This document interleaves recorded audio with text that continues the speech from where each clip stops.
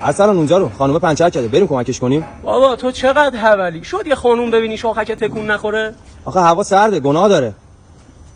کوشی خانم من یه پسر بابا تو چقدر حوالی ارسلان. مادرم آرزوشه که فقط عروسی ما رو ببینه. خانم من الان برات کارتو انجام میدم کیفام. 6 تا حوال قبلی هم همین اتفاقا واسه افتاده بود. من لاستیکم پاره است، مزاحم نشو خواهش. کاری نداره الان درست خانم میخوای کمکت کنم من؟ بله شما بفرمایید. یه شرکت هست به اسم هایپرتایر، تماس میگیرید، آدرس رو میدید. جکتون کجاست؟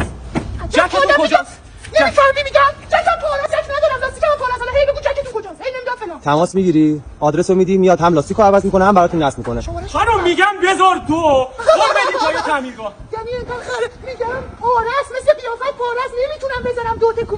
شمارهشو یه بار دیگه. 744 19. 744 19. الو. سلام بابا، الو برای تو بکشید.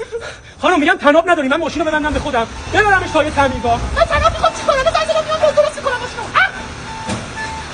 آقا کجا داریم اینا؟ کی زنگ زدی اومد؟ دیدی چقدر سریع اومدن؟ خانم چجوری به اینا اعتماد می‌کنی؟ لاستیک تو میبره ها.